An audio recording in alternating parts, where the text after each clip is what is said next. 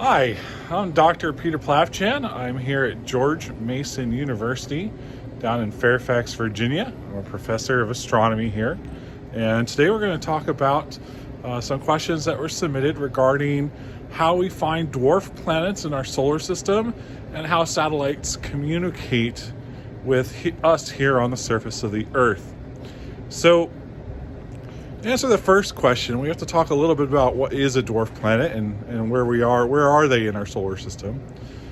Right now, we have the major planets in our solar system: Mercury, Venus, Earth, Mars, Jupiter, Saturn, Uranus, and Neptune. And then, of course, we have Pluto and several other dwarf planets, such as Eris and Sedna. What you may not know is that back a century and a half ago, in the middle of the 1800s, students in school used to have to memorize the name of a dozen planets. Not the 8 today that you learn about, plus Pluto. So you might ask, what were those other planets and what happened to them? One of them was named Vesta. Another one was named Sirius. And do those names sound familiar to you at all? Have you ever heard of them? As it turns out, they were the largest objects that were found between the orbits of Mars and Jupiter. Today, a region of our solar system that we call the asteroid belt. The dwarf planets that have been discovered over the past decade, including Quaoar and Sedna and Eris, out beyond the orbit of Neptune. And those planets, we call them dwarf planets. I like to think of them as minor planets. They're still planets. They're round, shaped by the forces of gravity that cause them to be in the spherical shape that they are. Well, a good question is, how do we find them? And we can see here the telescope is opening behind me. We're going to go in and take a look in a little bit. Well, the first way to think about how we find them and why it's only been in the past 15 years that we found them is to start with thinking about a light bulb. If you have a light bulb in your house and you move up close to it, it starts to hurt your eyes. But if you go very far away, or if you imagine, say, a car with a headlight or a tail light that's very far away in the road, then it's easier to stare at that light. It's dimmer. And that's a basic principle of light. As light goes out from a source, it spreads out. And so the further away a light-giving source is, the dimmer it is. Now, in the case of our solar system, we only see the planets, both major and dwarf planets, because of the light that they reflect from the sun at visible wavelengths, that lights our eyes are sensitive to. And so the further away a planet is, the less light it receives from the sun, and thus it has less light to reflect back towards us. Now, in the case of the objects out beyond the orbit of Neptune that we call dwarf planets, those planets are even further out than Neptune. So if you were to be on one of those planets looking at the sun, it would appear very dim compared to the view of the sun that we have here on the Earth. And so a lesser amount of sunlight reflects off of them. Now here we are at the George Mason University Observatory telescope, trying to get a good view of it here. And this is a telescope that has a mirror that's 32 inches in diameter. I'm going to take you around to the back side of it so you can take a look.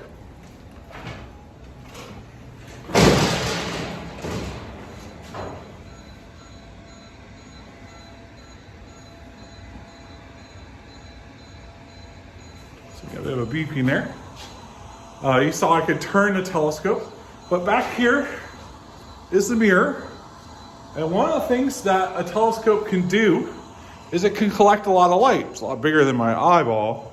So it can gather a lot of light and send it to a digital camera like the one we have here. Nice view of the telescope.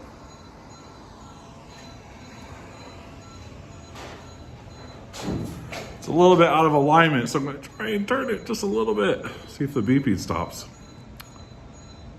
Nope. All right, well, maybe next time. So to further answer your question, once the light from the sun reaches a dwarf planet, that light has to reflect all the way back to our telescopes here on the planet Earth. And so that light spreads out too.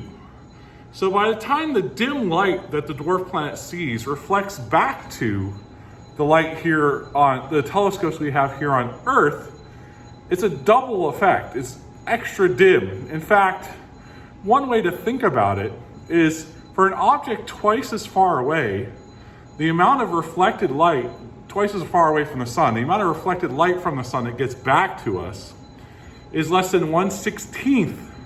It's 1/16th of the amount of light for an object twice as close. So it gets increasingly hard to see objects that are further and further beyond the orbit of Neptune. And that's why it's taken so long. They're just really dim. They're also moving slower in the sky against the background of stars because they orbit more slowly around the sun that far away. So that makes them harder to see as well. So that's the long story short. We're still looking. We have reasons to believe there are additional dwarf planets out there. Pluto is just one of the largest. In fact, Eris is slightly larger than Pluto. It's one of the largest dwarf planets in the outer solar system out beyond the orbit of Neptune. We think there may be an even larger planet out there, which we've called Planet 9, but we don't know if it's actually there or not. And that's the fun part about science. We don't necessarily know the answer. We're still looking and trying to figure that out.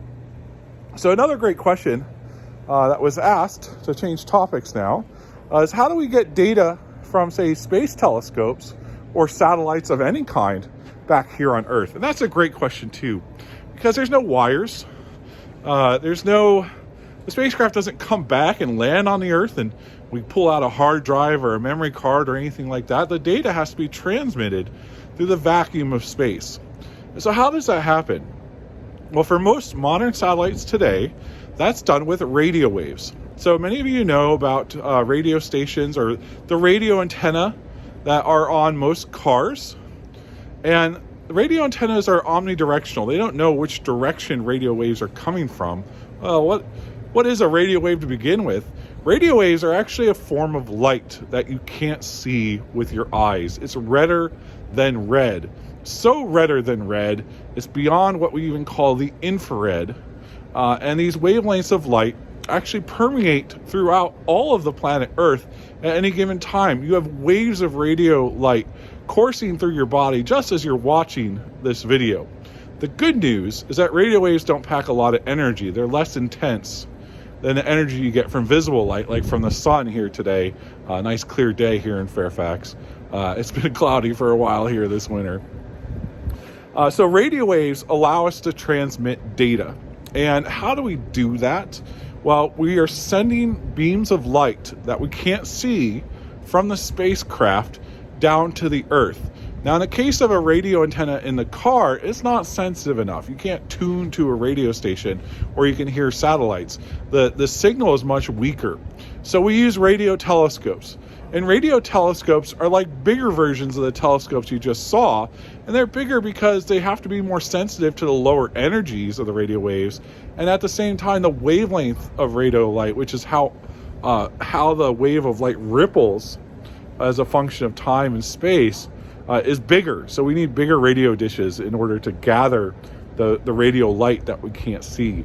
Radio light is also similar to things you have in cell phones. Those use slightly higher energy forms of light to communicate. And then we also have Wi-Fi. If you have Wi-Fi internet, either in a home or a building or at school, Wi-Fi internet access is another form of radio light communication, slightly higher energies there as well, but still redder than red, far redder than red than your eyes can see. So we transmit data by modulating the intensity, the amount of light coming from the radio source. And so if you have a high amount of light coming, then that's a 1. And if we have a low amount of coming, that's a 0. And so we can get ones and zeros transmitting binary code, as it's called, transmitting from distant satellites in space. Of course, it's a lot more complicated than that, but that's a general idea, is we're modulating either the amplitude, the intensity of the radio waves, or one of the other tricks we do is we modulate the frequency, the pitch If you think of the sound and pitch of different notes, right, they have different pitches of radio light, and so we modulate the frequency of the radio light with electronics on board the spacecraft, and then we decode those signals of zeros and ones at the receiving end at radio telescopes around the world.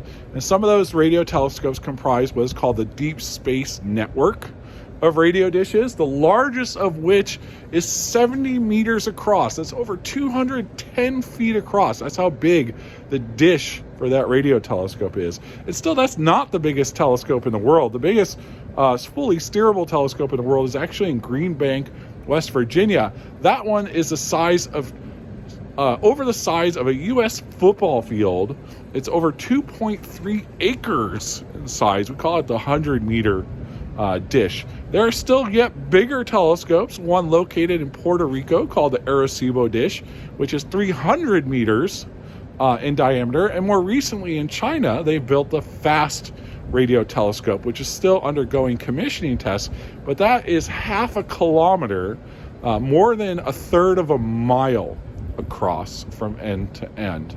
But those are so big that we can't point them, so they only look roughly in one direction of the sky, straight up. And so we have to get lucky for a star or a satellite to pass directly overhead as the Earth turns over the course of a night. I just want to conclude by saying that there is a future beyond radio communication in space, and it's actually really interesting. Back when radio waves and radio technology was invented almost a century ago and used for astronomy in the 1940s and starting in the 1950s, we didn't have something called the laser. And the laser has continued to revolutionize modern science and engineering. And not to date myself, but if you've ever had a DVD player or a CD player or know what that is, that often uses a laser to read data off of a reflective surface known as a DVD disc or a CD. But looking towards the future, astronomers and space scientists have realized that lasers can be used in space not for weapons, but for communication.